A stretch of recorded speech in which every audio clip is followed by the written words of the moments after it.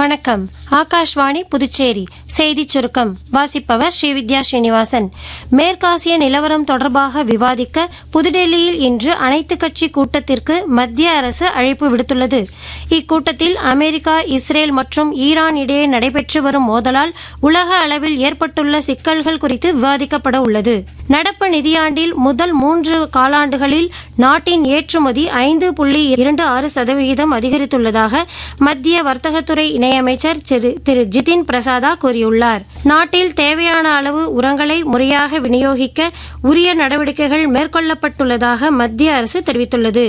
மாநிலங்களவையில் கேள்வி நேரத்தின் போது இதனை தெரிவித்த மத்திய உரத்துறை இணையமைச்சர் திருமதி அனுப்பிரியா பட்டேல், விவசாயிகளுக்கான உர தேவைகள் மாநிலங்கள் வாரியாக ஒவ்வொரு மாதமும் மதிப்பீடு செய்யப்படுவதாக கூறினார். தற்போது அனைத்து மாநிலங்களிலும் உரங்களின் இருப்பு போதுமான அளவு உள்ளது என்று அவர் குறிப்பிட்டார். முதலாவது தில்லி சர்வதேச திரைப்பட திருவிழா புதுடெல்லியில் இன்று தொடங்கி வரும் 31ஆம் தேதி வரை நடைபெறுகிறது. உலக காசநோய் தினத்தை முன்னிட்டு ஜிப்மர் மருத்துவமனை சார்பில் காசநோய் பரிசோதனை முகாம் நேற்று தொடங்கியது.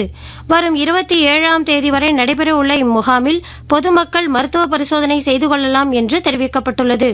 முகநூல், வாட்ஸ்அப் போன்ற சமூக ஊடகங்களில் பொதுமக்களை ஏமாற்றும் வகையில் வெகுமதி என வரும் அறிமுகமில்லாத லிங்குகளை திறக்க வேண்டாம் என்று காரைக்கால் மாவட்ட சைபர் கிரைம் போலீசார் தெரிவித்துள்ளனர். புவனேஸ்வரில் நடைபெற்று வரும் தேசிய உள்ளரங்கு தடகள சாம்பியன் போட்டியில் போல் வால்ட்டில் தமிழகத்தின் பர்னிதா இளங்கோவன் 4.22 மீட்டர் உயரம் தாண்டி தங்கப்பதக்கம் வென்றார்.